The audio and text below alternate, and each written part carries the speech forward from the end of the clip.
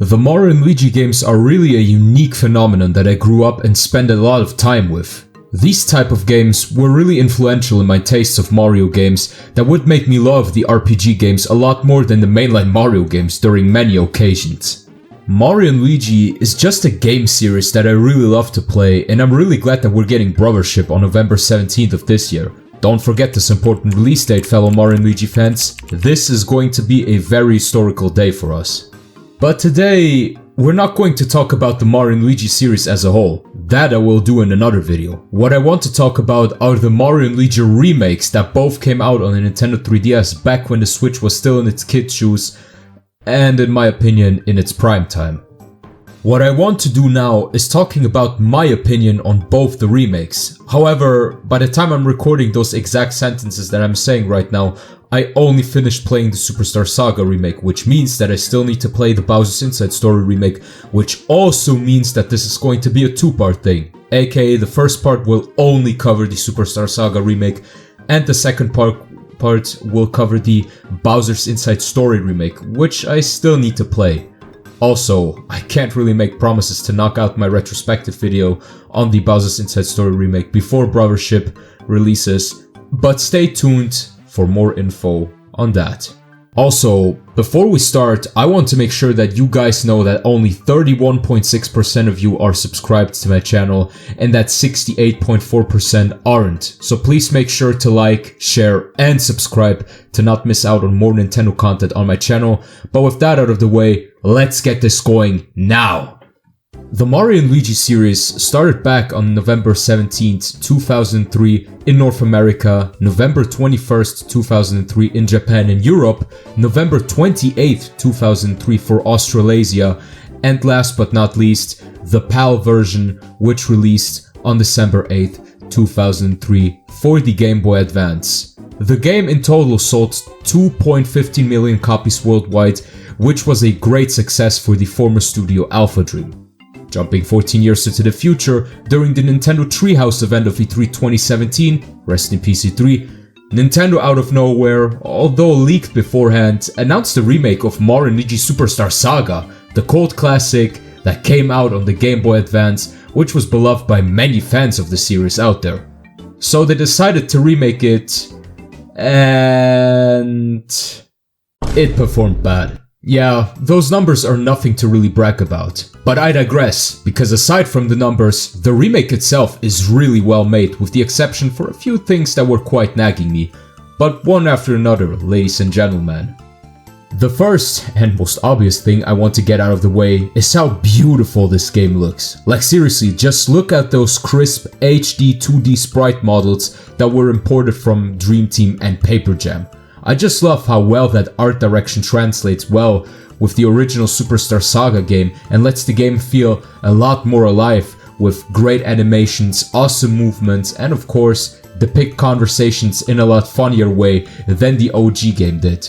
Not only that, but also how well the locations are looking. I mean, just look at the Bean Fields or the Teehee Valley, or probably my favorite place of the entire game, Joke's End. Following up are the movements during battle. It feels a lot more like the newer entries, and even the bros moves are now easier to use, but still challenging enough to perform, though it's definitely not comparable to the original. Like when I wanted to perform a bros move there, I had to be mad accurate with the timing, especially since it's not been made as obvious as in the remakes now, visually speaking. The UI of the game is pretty much the same, just in an overall better design, and it looks more detailed. The world map also looks very detailed. I did have a lot of fun playing through the game again, and just exploring this awesome kingdom in a new look.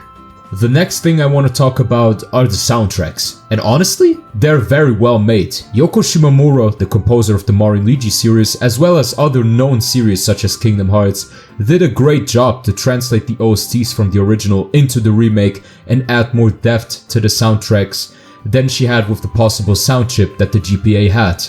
But even after saying that all those soundtracks were well remade, I'm gonna be a bit biased and say that the OG soundtrack still slaps a lot more. I don't know why, but the original soundtracks just give me some kind of vibe the remake can't give me anymore. Now, let's get to one of the most unfortunate parts about the remake, and that's some of the character design choices of the game. I mean, sure, it's a very minor inconvenience, but it still bothers me that the toads from Little Toad Town all look the same instead of their great black and yellow pattern. But that's not even all. They even removed the Geno Easter egg you had in the original. But to be fair, I can't really blame them because Alpha Dream lost the rights to Geno as a character since he's a Square character and not a Nintendo character. What's also a shame is how the sprite of an NPC got changed to regular skeleton skin rather than the skeleton of Donkey Kong that you had as some sort of Easter egg in the original. I don't really know why they changed that, but they did, and guess we have to live with that. But if you know more about it, let me know in the comments. Moving on, we have the story that is pretty much the same. And we have Bowser's Minions. Yep. That's a brand new side story they added for this remake, which does sound great at first. You know, you not only get a huge graphical update with remixed OSTs and improving controls during the battle and on the overworld, but you also get brand new content that wasn't in the original. However, the gameplay behind Bowser's Minions is not really that entertaining. Like, you just get to build a team and then you have to battle against the other parties that are standing in your way. And you have to make sure that your characters are at a type advantage or you're getting destroyed by the enemies. It's really just RNG for the most part, but you do have a level up system just like in the main game, so there is still that RPG aspect involved in the side mode even though it's not exactly like in the main story mode. However, there is one thing that I have to mention, and that's how great the plotline of the side mode is. Like, I generally loved it, and I like how Alpha Dream was able to depict the Koopalings. Right personality that fits their looks. I mean, you have Morden, for example, who is depicted as the big, strong, and stupid of the whole team. You have Wendy, who is an absolute drama queen, and you have Ludwig, who is very all high and mighty, and who just likes to look down on everyone who is not on equal terms with him. Same goes for the minions. It gives something like a Goomba or Koopa so much character, it's awesome.